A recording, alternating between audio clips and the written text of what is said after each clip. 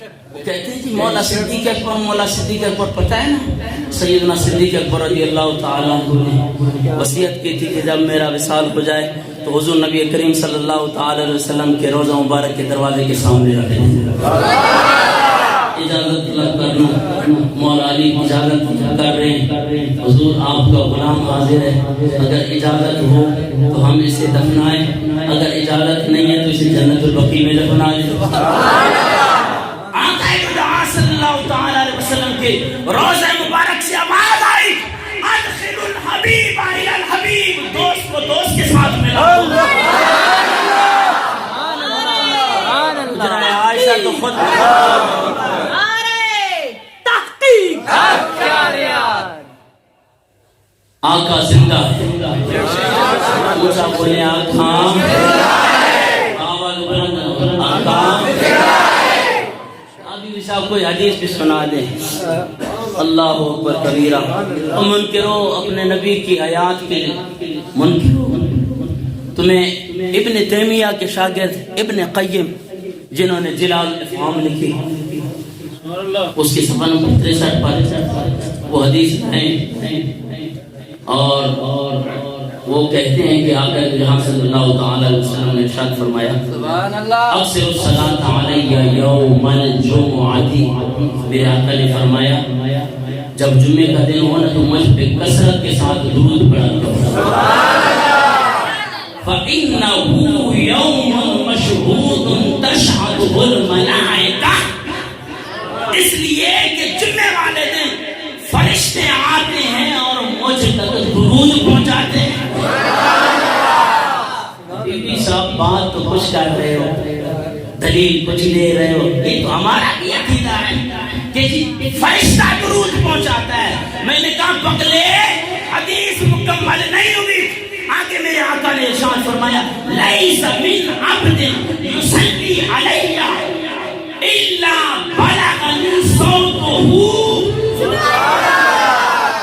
حیث کان، میرے آقا نے فرمایا کہیں سے بھی کوئی میرا غلام مجھ پہ محبت کے ساتھ درود پڑے، الا بلغنی صوتہ، اس کی آواز کو میں خود سنتا ہوں۔ حیث کان، جہاں سے پڑھے، ڈھاکہ سے پڑھے، پاکستان کے کسی کونے سے پڑھے، جناب ملک کے کسی کونے سے پڑھے، میرے آقا نے فرمایا الا بلغنی صوتہ، اس کی آواز کو میں خود سنتا ہوں۔ عنوان میرا بہت بڑا ہے، اس کے لیے الحمدللہ میں 3 گھنٹے بھی اللہ کے فضل و کرم سے اس پہ جو ہے وہ بیان کر سکتا ہوں، لیکن نہیں آپ گھبرائیں نہیں، انشاءاللہ 10-15 منٹ رہتے باوت بلند سبحان اللہ، اتنا مکمل تو نہیں ہو سکتا۔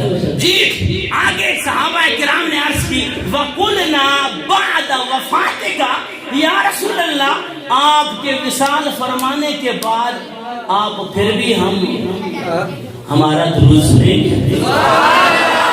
قُلْنَا بَعْدَ وَفَاتِكَ، یا رسول اللہ وصال فرمانے کے بعد، ظاہری حیات کے بعد آپ ہمارا درود خود سنیں گے۔ قال میرے آقا نے ارشاد فرمایا، وَبَعْدَ وَفَاتِي، وصال فرمانے کے بعد بھی میں اپنے عاشقوں کا درود خود سنوں گا۔ میرے آقا نے دلیل دی، ان اللہ تعالی حرم علی الارض ان تاکل اجساد الانبیاء، اس لیے کہ نبی مرتا نہیں ہے اور اس کا جسم زمین نہیں کھاتی، کیوں؟ اس لیے کہ خالق کائنات کا یہ اصول اور قانون ہے، ان اللہ تعالی حرم علی الارض ان تاکل اجساد الانبیاء، انبیاء کے جسموں کو مٹی کبھی بھی نہیں کھا سکتی۔ پھر فرمایا فنبی اللہ حی، نبی زندہ ہوتے ہیں، یرزق، انہیں رزق بھی دیا جاتا ہے۔ مولوی کی کتاب پڑھ لیتا ذرا سا، یہ حدیث پڑھ لیتا، پھر جو ہے نا ہمارے اوپر اتنا جو ہے نا وہ بندوقیں نہیں چلاتا۔ اپنے مولوی کی کتاب پڑھو، یہ آپ کے اپنے مولوی کی لکھی ہوئی کتاب، ہم تو زندہ نبی کا جشن مناتے ہیں۔ جس کو میرے آقا کی زندگی پر یقین ہے نا، وہ آواز بلند کہے کہ حضور حضور، اسی لیے ہم کہتے ہیں کہ ہر بے رسول کے لیے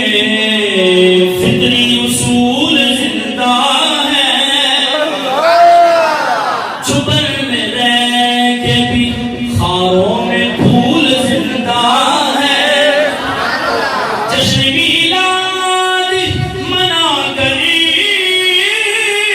بتاتے ہیں زمانے بھری کو کہ ہم ہی وہ لوگ ہیں جن کا رسول زندہ ہے.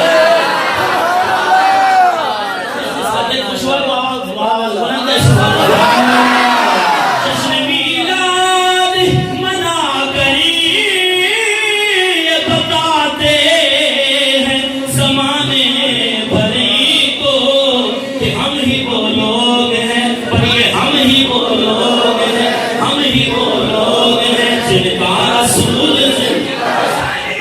دین ایسا بیان کرو کہ اپنے نبی کی محبت ایسے نوجوانوں کے سینوں سے ابھر آئے. جس نبی کا کلمہ پڑھا ہے تم نے وہ تمہارا نبی ہوگا جو مر کر مٹی میں مل گیا ہوگا. ہمارا نبی کل بھی زندہ تھا, آج اور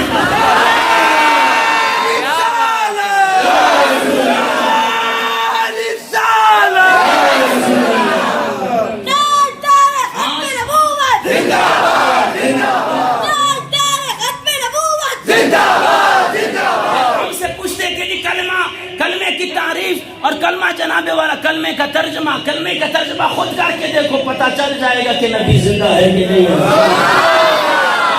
لا الہ الا اللہ محمد رسول اللہ. محمد اللہ کے رسول, اللہ کے رسول, محمد اللہ کے رسول.